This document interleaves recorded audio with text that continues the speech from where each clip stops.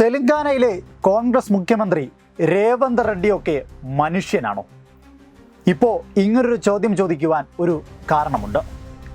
സ്ത്രീകളുടെ തുണിയഴിച്ച് തല്ലുകൊടുത്താലേ ഇന്ദിരാഗാന്ധിയുടെ മഹത്വം മനസ്സിലാകൂ എന്ന ഒരു പ്രസംഗം. ഇന്ദിരാഗാന്ധിയുടെ മഹത്വം മനസ്സിലാക്കാൻ തെലങ്കാനയിലെ പ്രതിഷേധിക്കുന്ന മാത്രം സ്ത്രീകളുടെ തുണിയരിച്ച് അടികൊടുക്കണമെന്നൊക്കെ പറയുന്നത് അതിരുവിട്ട സംസാരമാണ് എന്നുള്ളതിൽ യാതൊരു സംശയവുമില്ല. സ്നേഹത്തിൻ്റെ കട തുറക്കുമെന്ന് പറഞ്ഞവർ ഇപ്പോൾ സ്നേഹത്തിൻ്റെ കട തുറന്നു വച്ചതിലൂടെ എന്താണ് തെലങ്കാനയിൽ കാണിക്കുന്നത്? രേവന്ത് റെഡ്ഡിയുടെ സ്ത്രീകളെ അധിക്ഷേപിക്കുന്ന, സ്ത്രീകളുടെ സ്ത്രീത്വത്തെ തന്നെ അപമാനിക്കുന്ന ഇത്തരം വാക്കുകൾ ചോദ്യം ചെയ്യപ്പെടേണ്ടത് തന്നെയാണ്. എന്തായാലും 8ന്റെ പണി ഇരന്ന് വാങ്ങിച്ചിരിക്കുകയാണ് തെലങ്കാനയിലെ സ്നേഹത്തിൻ്റെ കടയുടെ ഉടമ രേവന്ത് റെഡ്ഡി എന്ന് തന്നെ നിസ്സംശയം പറയാം. സ്ത്രീകളെ അപമാനിച്ചിട്ടുണ്ടോ? സ്ത്രീകളെ ഭീഷണിപ്പെടുത്തിയിട്ടുണ്ടോ?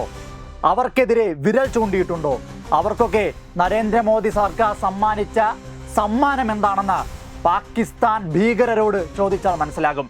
ഓപ്പറേഷൻ സിന്ദൂർ എന്ന് പറയുന്നത് സ്ത്രീകളുടെ സിന്ദൂരം മായ്ച്ചവർക്ക് വേണ്ടി കൊടുത്ത തക്കതായ മറുപടിയാണ്. അപ്പോൾ ഭാരതീയരായ സ്ത്രീകളെ അപമാനിച്ചാൽ അതിനുള്ള ശിക്ഷ എന്തായിരിക്കുമെന്ന് ഇനി രേവന്ത് റെഡ്ഡി കണ്ടു തന്നെ അറിയണം.